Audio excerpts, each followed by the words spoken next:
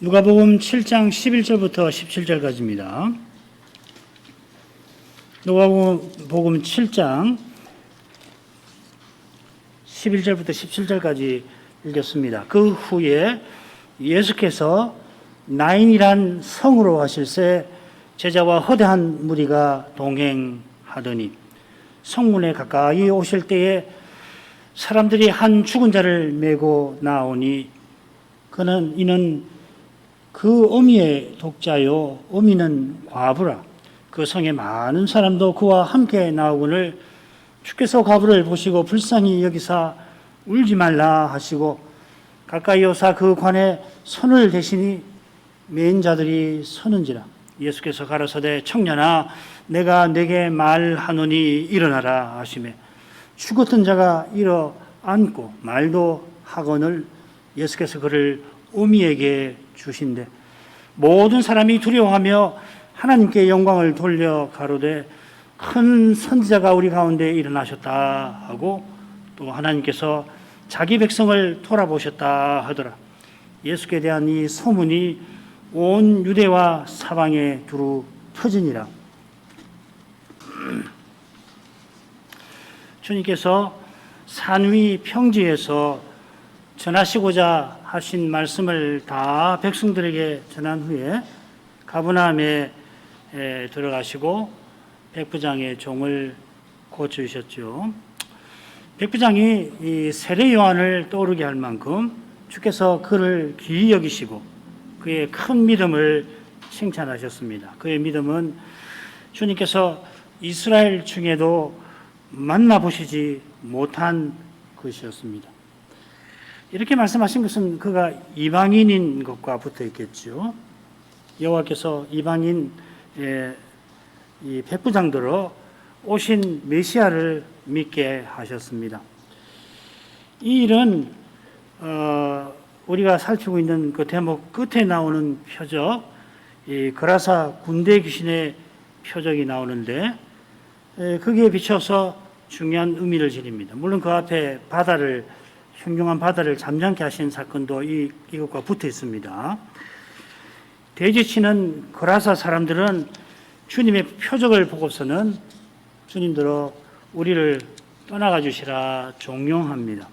백부장도 이들과 다를 바 없는 이방인입니다만은 이스라엘 중에도 보기 힘든 그런 믿음을 나타내었습니다. 주님께서 그의 간청을 받아들여 그의 집으로 가신 일로 백부장의 믿음은 더욱 고결해졌습니다. 주께서 가신 일이 하나님의 계시인 것입니다. 주님이 땅에서 행하신 모든 일이 계시예요. 행동 하나, 말씀 한마디, 침묵 하나 다 계시입니다. 그걸 꼭 기억하셔야 해요. 복음서를 읽을 때에 그 점을 잊지 말고 읽으시면은 유익이 되실 겁니다. 허투루 하신 일이 하나도 없어요. 우리 인생 가운데도 더러 고결한 분들은 허투루 말 한마디 하지 않고 행동 하나도 허투루 하는 법이 없지요. 하물며 하나님이신 그리스도께서 오죽하셨겠습니까? 모든 것이 계시예요. 그분 자체가 계시라고도 할 수도 있죠. 계시자이면서 계시이시죠. 계시의 빛을 백부장에게 비춰주시니까 백부장이 세례요한처럼 자기가 주님을 모실 능력이 없음을 깨달았습니다. 감당치 못하겠나이다. 물론 그가 장로들을 보냈을 때 이미 자기가 예수님께 다가갈 자격이 없다는 것을 알았습니다. 아주 중요한 악시오스라는 말, 그 다음에 히카노스라는 말을 쓰는데 굉장히 의미 있는 말이에요. 자격이 없다는 걸 알았는데 이런 깨달음도 그가 접한 구약 계시에 있는 거죠. 하나님께서 구약 성경을 열어서 백부장에게 참 하나님을 이미 믿게 하신 것입니다. 그처럼 예수님에 관하여 듣고는 이 예수께서 여호와와 같은 분이라고 깨닫게 하신 것입니다. 믿음은 언제든지 들음에서 나고 들음은 그리스도의 말씀으로 말미암습니다. 장로들이 백부장의 집으로 돌아가 보니 종이 이미 강건하여 졌습니다. 누가 선생은 정확하게 뭐라고 기록하냐면 종이 건강한 상태로 있었다 이렇게 기록해 나왔습니다. 이 표현을 조사해 보면 무슨 뜻이냐면 의사가 더 이상 필요치 않는 상태를 가리킵니다. 조금 전만 해도 어떤 의사도 고칠 수 없는 병에 걸려 죽어가고 있었는데 이제는 아주 건강한 상태가 되었습니다. 종이 갑자기 중병에 걸렸을 수도 있고 어쩌면은 이 사람은 늘 병치레 하던 사람이었을지도 모릅니다. 이런 사실 때문에 의사였던 누가가 이 독특한 표현을 굳이 썼는지도 모르겠습니다. 자, 이어서 누가 선생은 주님께서 한 아들을 다시 살리신 이 표적을 기록하고 있습니다. 11, 12절은 머릿말이라고 할 수 있는데 주님이 나인성으로 가시고 거기서 성문 곁에서 장례 행렬이 마침 지나가고 있었습니다. 13절, 15절까지는 주님께서 이 아들 잃은 과부들을 울지 말라 하시고 아들을 살려주시는 내용입니다. 그리고 16, 17절은 맺은 말인데 모든 사람이 두려워하고 하나님께 영광을 돌렸고 예수님에 관한 이 소문이 퍼졌다 이렇게 합니다. 자, 11, 12절을 읽겠습니다. 그 후에 예수께서 나인이라는 성으로 가실 새 제자와 허다한 무리가 동행하더니 성문에 가까이 오실 때에 사람들이 한 죽은 자를 메고 나오니 이는 그 어미의 독자요 어미는 과부라. 그 성에 많은 사람도 그와 함께 나오거늘. 그 후라 이렇게 번역이 됐는데 이 표현이요 이 누가가 쓴 두 책에만 나옵니다. 5번 나오는데 4번은 모두 이튿날이라고 번역할 수가 있고 그렇게 돼 아마 우리 성경에도 그렇게 되어 있을 겁니다. 자, 이번 경우는 이 주님께서 여행을 하고 계시는데 이 단계에서 다음 단계로 접어들었다 하는 것을 가리키는 표현 같아요. 그래 이제 우리 한글 개혁 번역자들이 그 후에 이렇게 새긴 것 같고 뭐 괜찮은 번역이긴 합니다만은 누가가 쓴 이 표현을 보면은 지금 주님이 여행을 가고 계시는데 이 단계에서 다음 단계로 나아가신 것이다. 이걸 굳이 표현하려고 한 것 같습니다. 자, 이런 표현을 쓴 것은 주님이 행하신 표적들이 많이 있는데도 산이 평지에서 긴 교훈을 베푸신 직후에 이 두 표적만 누가가 선별해 기록한 것과 무관치 않을 것입니다. 어쩌면 누가는 백부장의 종을 고치신 사건과 과부의 아들을 살려주신 이 사건을 붙여서 살피도록 우리에게 요구하는 것도 같습니다.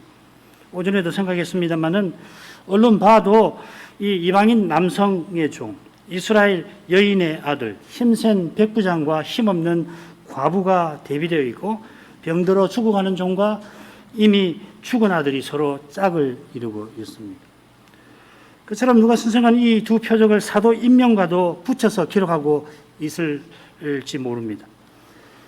성신의 영감 아래서 누가 선생의 그 날카로운 지성이 얼마나 섬세하게 주님의 생애를 서술해 나가는지 장난컨대 어떤 신학자도 다 헤아리지 못할 겁니다.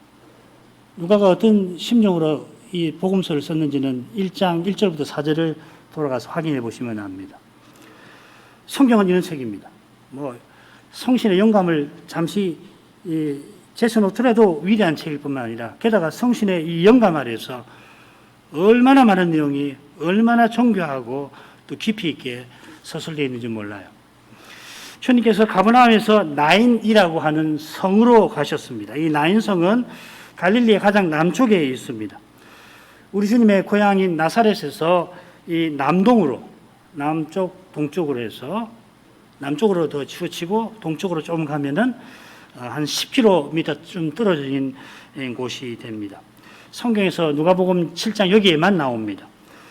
주님께서 특별히 이곳으로 가신 목적이 곧 행하실 표적에 있다는 것은 뭐 우리로서는 자명합니다. 다른 목적도 얼마든지 있겠습니다만은 누가 선생이 나인성의 표적을 기록한 위중이 뭘까를 우리가 이어 나오는 사건을 통해서 살필 뿐입니다.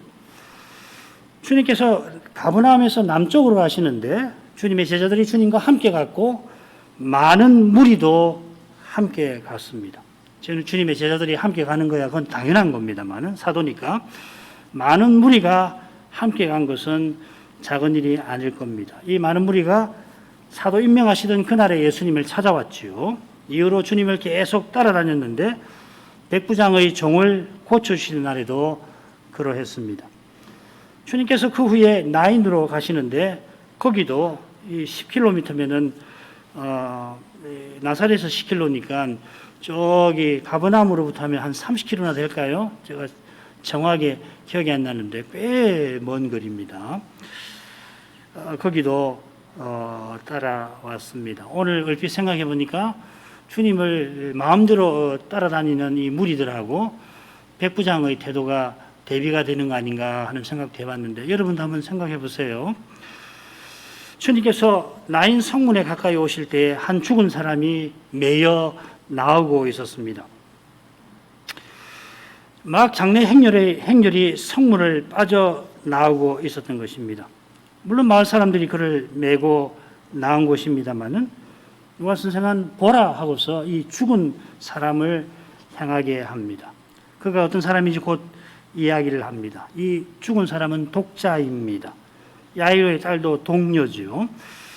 여기 이 독자는 물론 외아들입니다마는 아울러 부모에게 전부와 같은 귀한 아들을 뜻합니다. 아브라함에게 이스마엘이 있었지만은 이삭이 독자였습니다. 이런 점에서 이 사람이 그의 어머니에게 독자라 표현한 뜻이 있을 겁니다. 이 어머니가 바로 이어서 과부라고 밝혀집니다마는 그러니 어머니는 과부라 하는 게 아니라 그리고 가부라 합니다. 그의 어머니가 가부가 아니더라도 죽은 아들은 자기 전부와 같은 귀한 아들입니다. 독자라고 해서 누이가 없는 건 아닙니다. 누이들이 있더라도 이미 시집을 간 상태든지 아니면은 가지 않았더라도 아주 어려서 이 어머니가 의지할 만하지 못한 것 같습니다. 무엇보다 남편이 없으니 이 어머니는 죽은 아들 하나를 의지하며 살았을 겁니다. 주님께서 죽은 사람을 청년이라 부르셨는데 이 표현을 보면 그가 상여를 맬 수 있는 나이나 장가갈 나이였을 겁니다. 남의 상여를 매야 할 사람이 상여꾼들에게 매여 나오고 있습니다. 가부인 어머니의 심정이 과연 참척이요 상명일 겁니다. 부모님이 돌아가시면 천붕이라고 하고 하늘이 무너지는 것 같다. 슬픔을 그렇게 표현하고 자식이 죽으면은 참척이라 슬프고 슬프다 그 말이죠. 상명이라고 하는 것은 희망이 다 사라진 상태를 가리킵니다. 여인의 슬픔과 괴로움을 느낀 그 성의 많은 사람도 함께 성문에서 나오고 있었습니다. 당시 매장지는 늘 마을 밖에 있었고 지금 장례식은 아마도 해질 무렵이었을 겁니다. 시신은 들꽃 위에 노출된 상태로 혹은 지금처럼 관에 놓여 옮겼습니다. 관에 놓였지만은 이 뚜껑이 있는 건 아닙니다. 그냥 관처럼 해서 떨어지지 않도록 이렇게 놓아둔 것입니다. 물론 시신은 대개 세마포로 얼굴은 수건으로 감쌉니다. 유대 지방에서는 곡하는 이와 연주하는 이가 상이 앞에 걸어갔을 텐데 나인성은 갈릴리니까 그런 사람이 있는 게 아니라 사람들이 상여 뒤를 따랐을 거라고 학자들은 말합니다. 사람들이 뒤따라가는데 앞에 여인들이 남성보다 앞서 걸어갔습니다. 13절부터 15절 주께서 과부를 보시고 불쌍히 여기사 울지 말라 하시고 가까이 오사 그 관에 손을 대시니 맨 자들이 서는지라. 예수께서 가라사대 청년아 내가 네게 말하노니 일어나라 하시매 죽었던 자가 일어 앉고 말도 하거늘 예수께서 그를 어미에게 주신대. 주께서 과부를 보시고 불쌍히 여기신다 했습니다. 오전에 살핀 사건에서 백부장이 예수님을 향해서 주여 하고 불렀는데 누가 선생은 예수님을 여기서 주라고 부르면서 사건을 서술해 나갑니다. 우리가 예수님을 주님 통상적으로 부르는 그런 거 아니고 주라고 하는 키리오스라고 하고서 쓰고 나갑니다. 백부장의 종을 고쳐주신 일에서 예수님께서 죄와 죽음의 권세도 능히 다스리시는 분임이 환히 드러났습니다. 백부장이 이미 그런 분으로 고백을 했고 또 표적을 통해서 그런 분임을 또 깨달았습니다. 누가 선생이 이 사건을 기록할 때에 예수께서 이미 부활하셔서 하나님 나라를 세우고 나가시고 계시는 중이죠. 십자가 지시기 전에도 예수께서는 주이십니다. 죄와 죽음의 권세도 이기시는 분이신데 과부를 보시고는 불쌍히 여기십니다. 그분은 요한 사도가 표현하는 대로 사랑이십니다. 사랑이 많으셔서 죄와 죽음의 권세를 이기시는 것입니다. 이기려고 주님께서 친히 죄가 되시고, 고린도서 5장 21절은 매우 충격적이죠. 죄로 삼으셨다. 그리고 죽음을 맛보셨습니다. 여기에 여호와의 전능이 있습니다.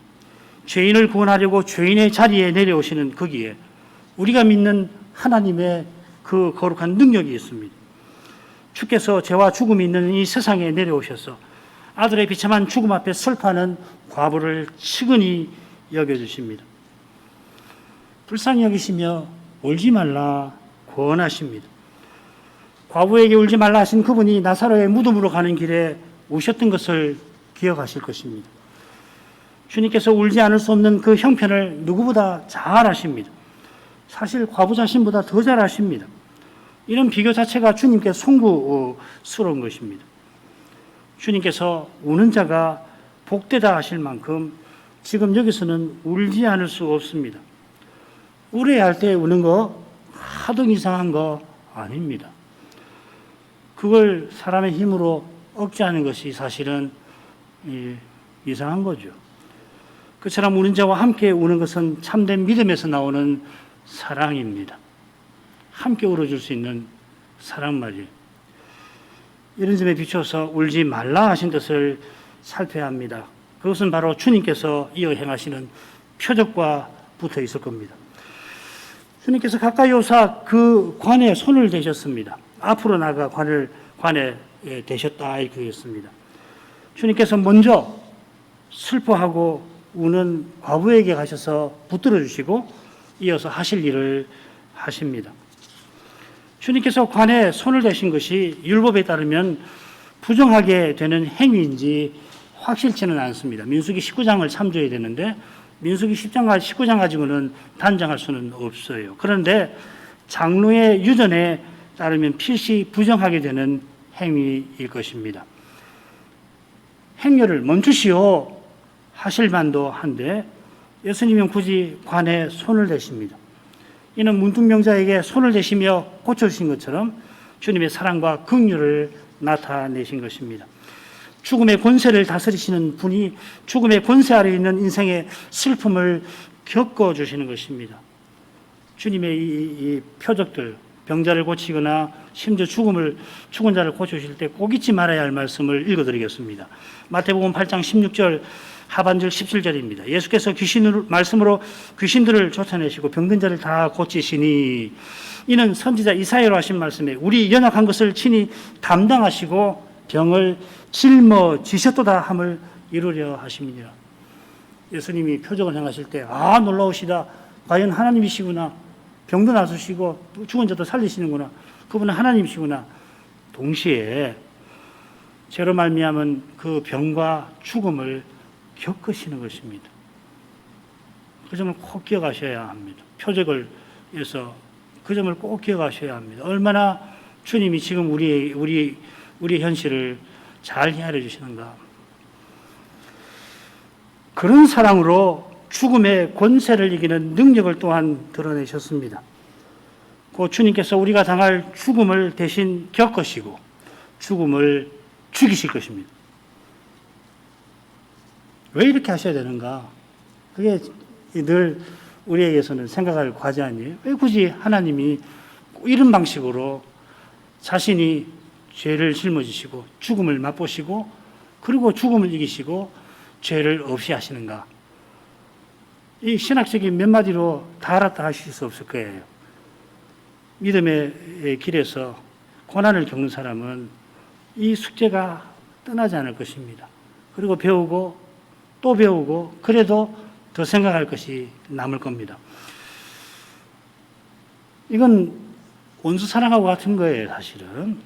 선으로 악을 이기라 하시는 말씀하고도 붙어 있는 겁니다. 하나님 하시는 일은 헤아릴 수가 없어요. 예수께서 청년에게 말씀하셨다 그렇게 했는데 원문은 그냥 그분이 그리 하셨다 이렇게 되어 있습니다. 아마 우리 한글 번역자들은 우리가 인칭 대명사를 잘 안 쓰는 글이라 예수라고 넣어 새겼습니다만은 누가가 바로 앞에 주라고 굳이 밝혔으니까 굳이 새겨 넣는다면은 여기서도 주께서 이렇게 하는 게 나을 겁니다. 예수께서 주로서 청년에게 말씀하십니다. 죽은 사람에게 말씀하십니다.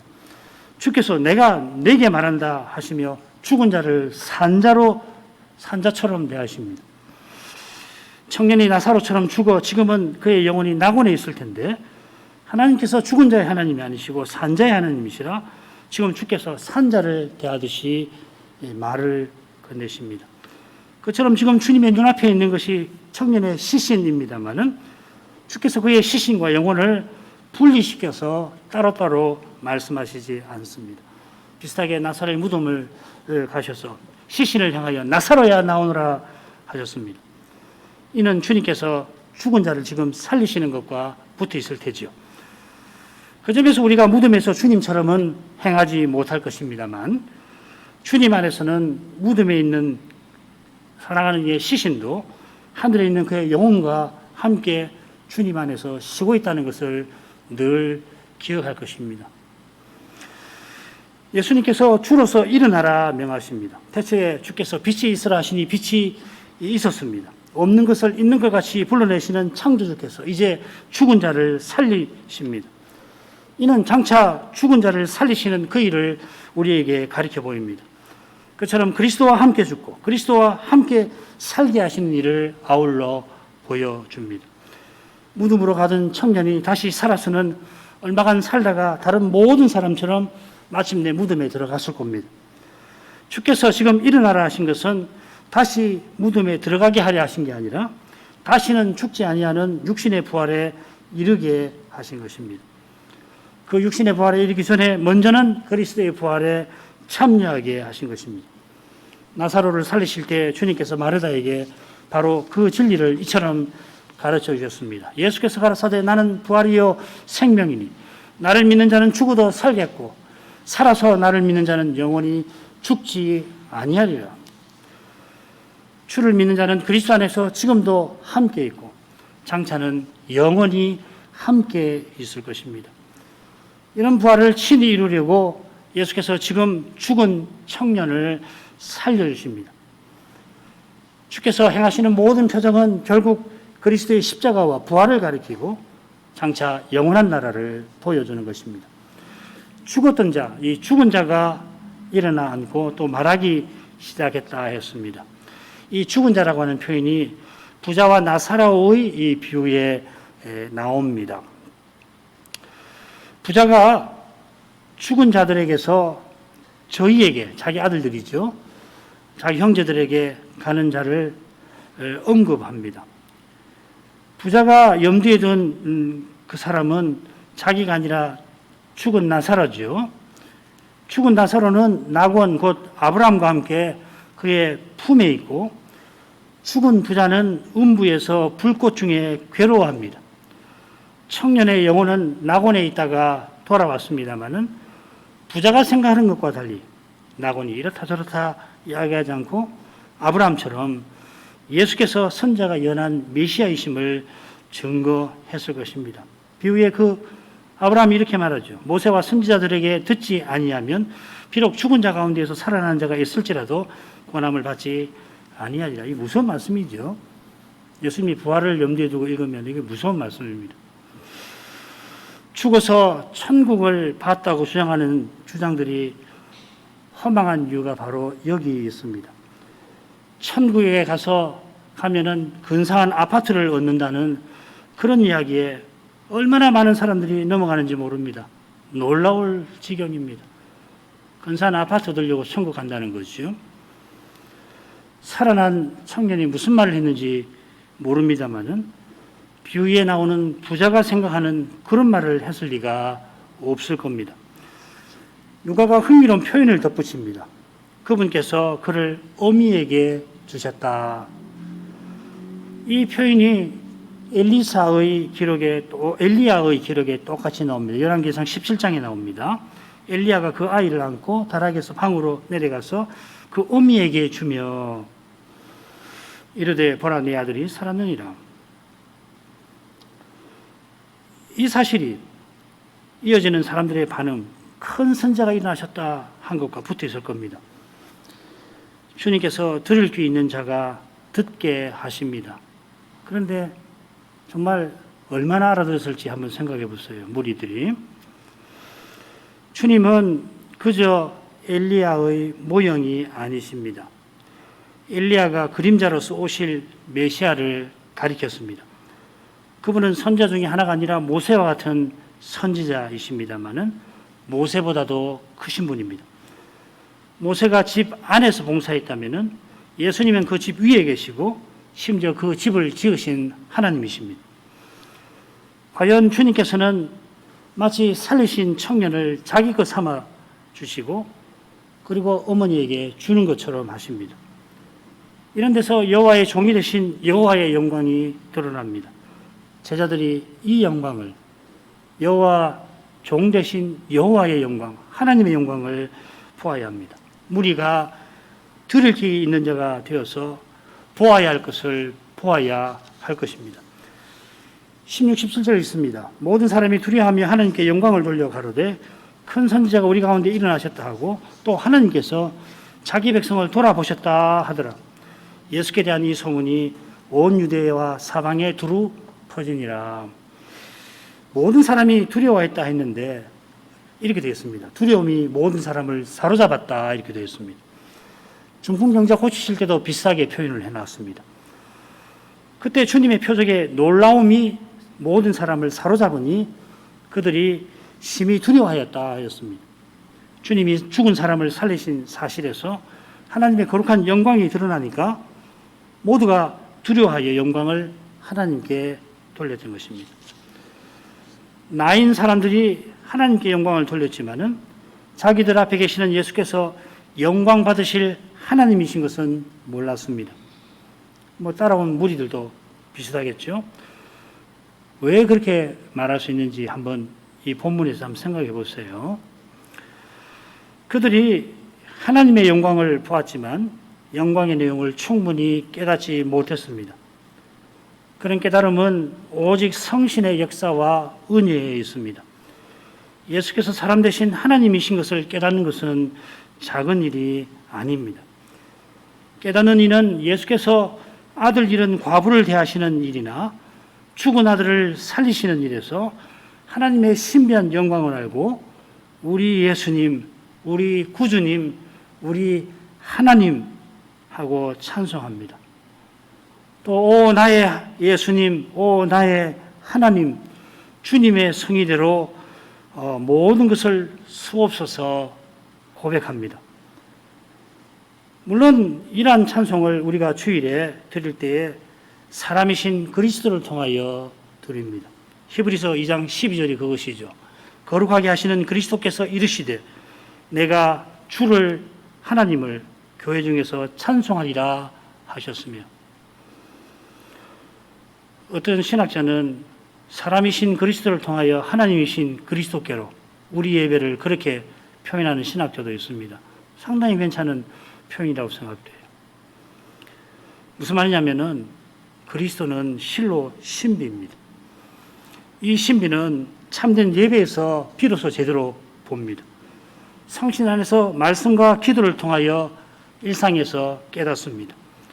달리는 오히려 이전보다 더 어두워질 수 있습니다. 늘 이런 일이 있지 않으면 어두워져요.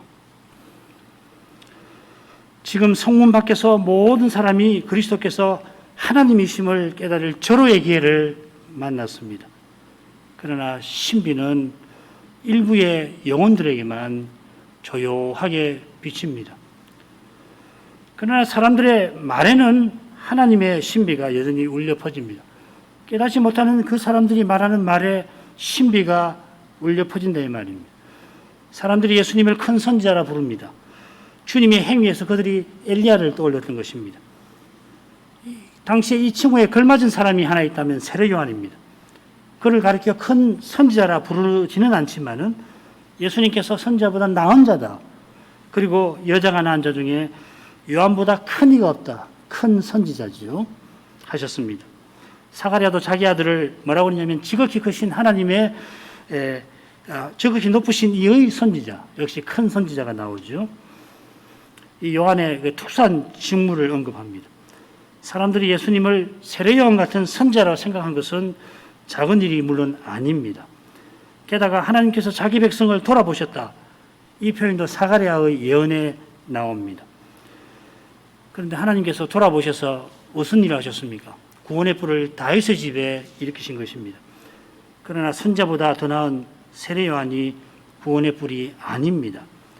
그가 바로 말라기가 예언한 엘리야입니다. 그러나 당시 사람들은 이 엘리야가 메시아로라고 생각을 합니다. 그런 생각이 말라기 계시와 붙어 있긴 하지만 제대로 계시의 빛을 보지 못했습니다.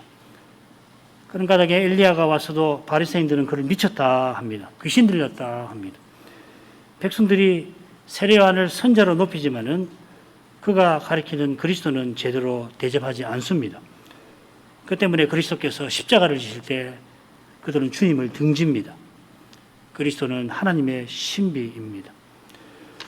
지금 그 신비를 틀림없이 보았을 제자들, 가령 베드로 마저도 주님을 부인하고 버렸습니다. 얼마 후에 무리가 나를 누구라 부르냐 물으시니까 제자들이 더러는 엘리야라 하나이다. 우리는 그렇게 생각 안 합니다. 그 말이죠. 그러고서 베드로는 주님께서 너희는 나를 누구라 하느냐 하시니까 베드로가 하나님의 그리스도이십니다. 똑똑하게 고백하였습니다. 그러나 그 신비가 찬란하게 빛나는 현장에서 주님을 부인하고 말았습니다. 그 현장에서 주님께서 고난을 받으셨습니다. 지금 여기서는 그리스도와 함께 고난받는 이가 그리스도의 신비를 점점 깨달아 갑니다. 승리주의로는 절대로 이 신비 깨닫지 못합니다. 사람의 힘으로 이겨보려고 하는 거기서는 그리스도의 신비는 가려질 것입니다. 보아도 깨닫지 못하고 오히려 반발하게 될 것입니다. 무서운 겁니다. 실로 무서운 것입니다, 여러분.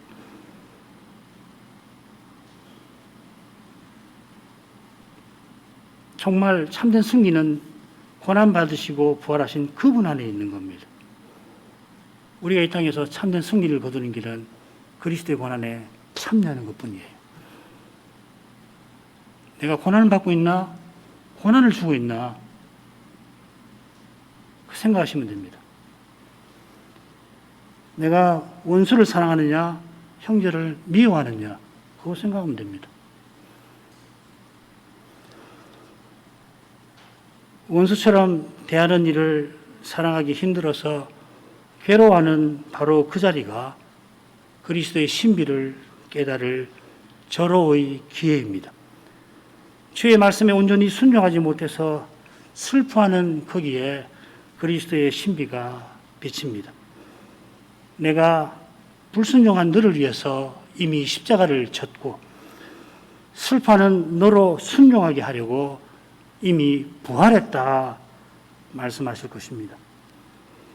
믿음으로 산다고 했지만은 산다고 살았지만은 지금도 여전히 믿음으로 살고자 하지만은 약속과 너무도 달라 보이는 현실에 절망될 때에 주님은 영광의 소망으로 함께 하십니다. 죽은 아들을 다시 살리신 이 소문이 온 유대와 사방에 두루 퍼졌습니다. 이어지는 내용을 고려하면은 세례 요한의 제자들이 이 소문을 마케르스 감옥에 갇힌 스승 세례 요한에게 전했을 것입니다. 이 놀라운 소문이 놀라웠게도 요한의 생각을 혼란스럽게 만들 겁니다. 예수님을 하나님으로 믿는 이 믿음은 얼마나 놀라운 것입니까? 기도하겠습니다. 거룩하신 아버지, 예수께서 가버나움에서 갈릴리 최난단 나인성에 친히 가셔서 어느 과부의 죽은 독자를 살려주신 사건을 살펴보게 하셔서 감사드립니다. 이 사건에서 예수께서 하나님이신 진리가 환히 드러났습니다. 예수께서 그저 사람 아니시고 죽은 자를 살리시는 하나님이십니다. 그 영광을 몸소 뵙고서 거기 있던 사람들은 두려워하며 하나님께 영광을 돌렸는데 자기들 앞에 계신 그 예수께서 그 영광 받으실 하나님이셨습니다. 누구보다 사람 되신 하나님, 죄로 말미암아 죽은 자를 영원히 살리시는 이 하나님을 잘 깨달을 만한 현장에 있었지만은 오직 성신께서만 이 위대한 신비를 깨닫게 하신다는 진리가 드러나고 있습니다. 저는 베드로가 이미 이 신비를 깨달았고 또 하나님의 신비인 그리스도를 누구보다 바르게 최초로 고백을 했지만은 그런 베드로가 십자가 앞에서 그리스도를 부인했던 이 사실을 마음에 늘 새기게 하옵소서. 그리스도의 신비를 지금 여기서 깨닫는 길이 있다면은 단연 그리스도와 함께 고난받는 그 길에 있음을 잊지 말게 하옵소서. 예수님 이름으로 기도합니다. 아멘.